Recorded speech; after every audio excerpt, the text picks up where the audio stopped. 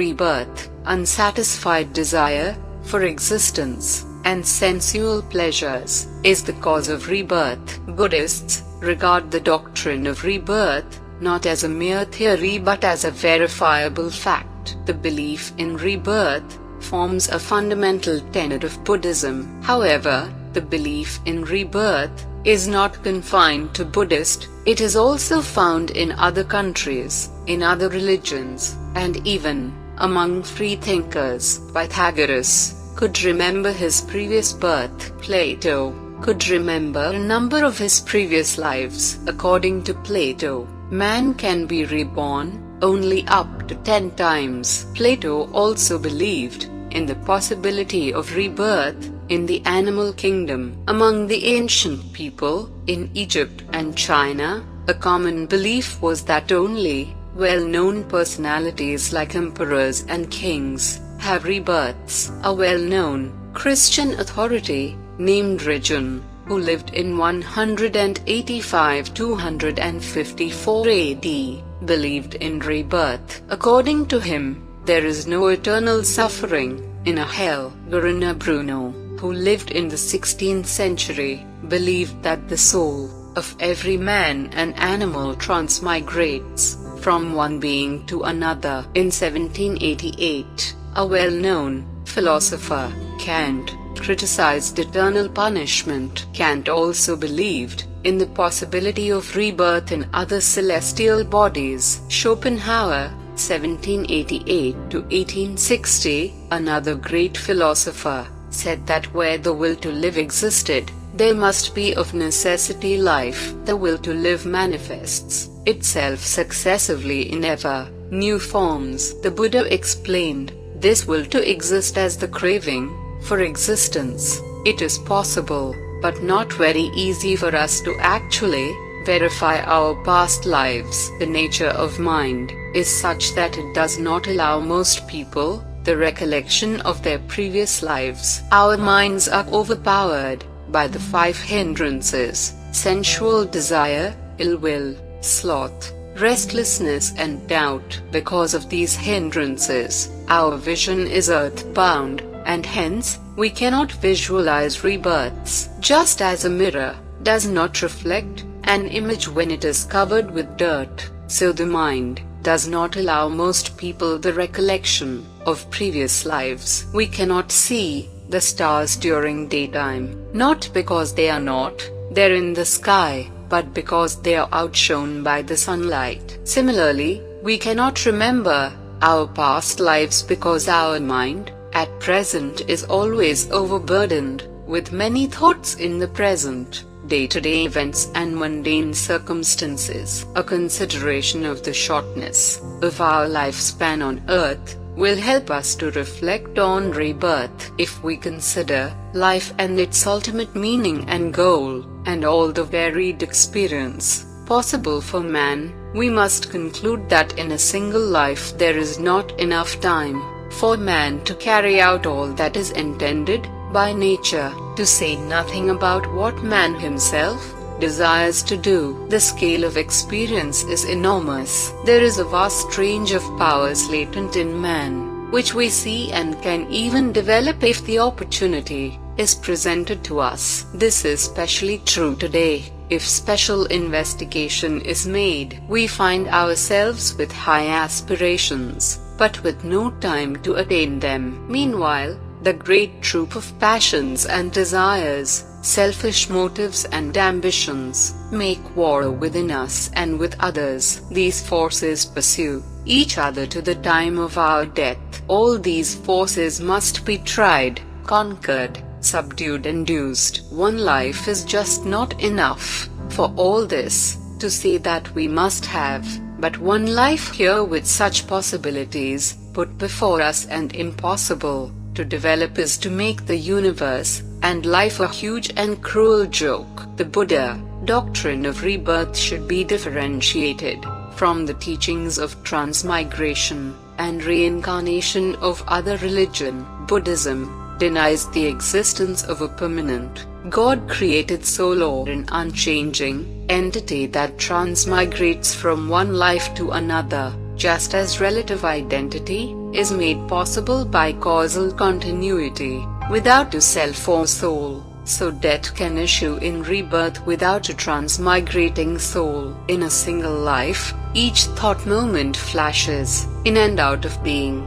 giving rise to its successor with its perishing. Strictly speaking, this momentary rise and fall of every thought is a birth and death. Thus even in a single life we undergo countless births and deaths every second, but because the mental process continues with the support of a single physical body, we regard the mind-body continuum as constituting a single life. What we ordinarily mean by death is the cessation of the body's vital functions. When the physical body loses its vitality, it can no longer support the current of consciousness, the mental side of the process. But as long as there is a clinging to life, a desire to go on existing, the current of consciousness does not come to a stop with the body's loss of life. Rather, when death takes place, when the body dies away, the mental current, driven by the thirst for more existence,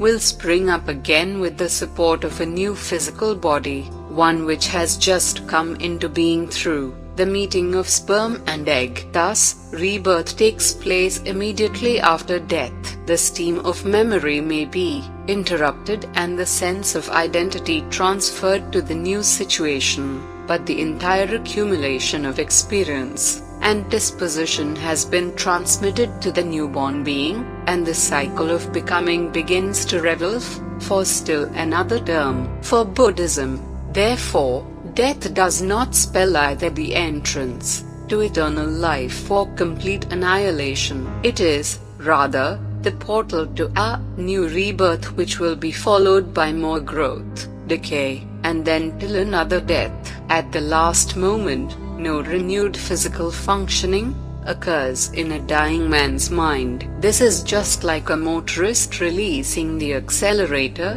before stopping, so that no more pulling power is given to the engine. Similarly, no more material qualities of karma arise. Buddhists do not maintain that the present life is the only life between two eternities of misery and happiness, nor do they believe angels will carry them to heaven and leave them there for all eternity. They believe that this present life is only one of the indefinite numbers of states of being, and that this earthly life is but one episode among many others. They believe that all beings will be reborn somewhere for a limited period of time as long as their good and bad karma remains in the subconscious mind, in the form of mental energy. The interpretation of the subconscious mind in the Buddhist context should not be confused with that given by modern psychologists, since the concepts are not exactly synonymous. What is the cause of rebirth? The Buddha taught that ignorance produces desires. Unsatisfied desire is the cause of rebirth. When all unsatisfied desire is extinguished, then rebirth ceases. To stop rebirth is to extinguish all desires. To extinguish desire, it is necessary to destroy ignorance. When ignorance is destroyed, the worthlessness of every such rebirth is perceived, as well as the paramount need to adopt a course of life by which the desire for such repeated births can be abolished. Ignorance also begets the elusive and illogical idea that there is only one existence for man, and the other illusion that this one life is followed by states of eternal pleasure or torment. The Buddha taught that ignorance can be dispelled and sorrow removed by realization of the Four Noble Truths, and not through any other source. To disperse all ignorance, one must persevere in the practice of an all-embracing altruism in conduct, intelligence and wisdom. One must also destroy all desire for the lower, personal pleasures and selfish desire. How does rebirth take place? When this physical body is no more capable of functioning, energies do not die with it, but continue to take some other shape or form, which we call another life. The karmic force manifesting itself in the form of a human being can also manifest itself in the form of an animal. This can happen if man has no chance to develop his positive karmic forces. This force, called craving, desire, volition, thirst to live, does not end with the non-functioning of the body but continues to manifest itself in another form, producing re-existence, which is called rebirth. Today, there are people in various countries who have spontaneously developed memory of their past births. The experiences of these people have been well documented in newspapers and periodicals. Some of these people never accepted that there was such a thing as rebirth until memory fragments of their previous lives came to them. Much of the information they revealed about their past lives has been investigated and found to be valid. Through hypnotism, some people have managed to reveal information of previous lives. Certain hypnotic states that penetrate into the subconscious mind make the recalling of past lives possible. Rebirth, or becoming again and again, is a natural occurrence, not created by any particular religion or god. Belief in rebirth or disbelief does not make any difference to the process of rebirth or avoiding rebirth. Rebirth takes place as long as craving for existence and craving for sensual pleasures or attachment exist in the mind. Those strong mental forces prevail in each and every living being in this universe. Those who hope and pray that they be not born again must understand that their wishes will not materialize until they make earnest efforts to eradicate their craving and attachment. Having seen and experienced the uncertainty and unsatisfactoriness of life under worldly conditions, wise people try to rid themselves of these repeated births and deaths by following the correct path. Those who cannot reduce their craving and attachment must be prepared to face all unsatisfactory and uncertain situations associated with rebirth and becoming again and again. Is rebirth simultaneous? Another difficult thing to understand about rebirth is whether the occurrence of rebirth is simultaneous or not. This is a controversial issue even amongst prominent Buddhist scholars. According to Abhidhamma, rebirth, conception, takes place immediately after the death of a being without any intermediate state. At the same time, some others believe that a person, after his death, would evolve into a spirit form for a certain number of days before rebirth takes place. Another interpretation regarding the same belief is that it is not the spirit, but the deceased person's consciousness or mental energy remaining in space, supported by his own mental energies of craving and attachment. However, sooner or later rebirth must take place. The spirits, who are beings born in spirit forms, are unfortunate living beings, and their lives in the spirit form is not permanent. It is also a form of rebirth which is temporary. Another concept that many people cannot understand is that in the process of rebirth, a man can be reborn as an animal and an animal can be reborn as a man. The animal nature of the man's mind and the animal way of life adopted by him can condition him to be born as an animal. The condition and behavior of the mind is responsible for the next existence. On the other hand, a person who is born in animal form, owing to certain mental abuses during a previous birth, could be reborn as a human being if that animal has not committed any serious evil acts. It is a well-known fact that some animals are very intelligent and understanding. This is a clear evidence to prove that they are tending towards the human life. A person who is born as an animal can again be born as a human being when the bad karma which conditioned his birth as an animal is expended, and the good karma which was stored becomes dominant. Dying moment.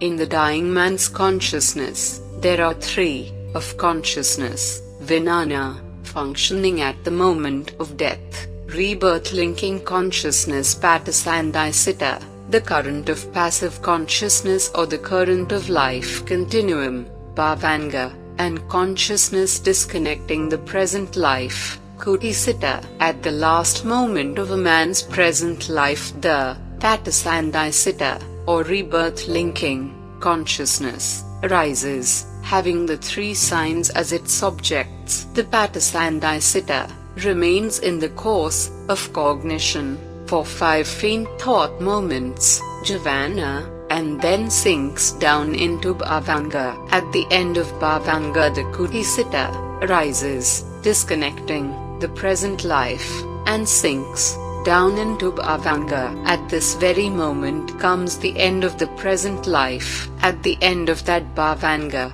another Patisandhisitta rises up in the next life, and from this very moment the new life begins. This is the process of death and rebirth according to Buddhism, and only in Buddhism is the process of these natural phenomena found explained in minute detail. A Buddhist faces, not as a crisis in life but as a normal event, for he knows that whoever is born must suffer, decay, and ultimately die. Or, as someone so aptly puts it, everyone is born with the certificate of death at his birth.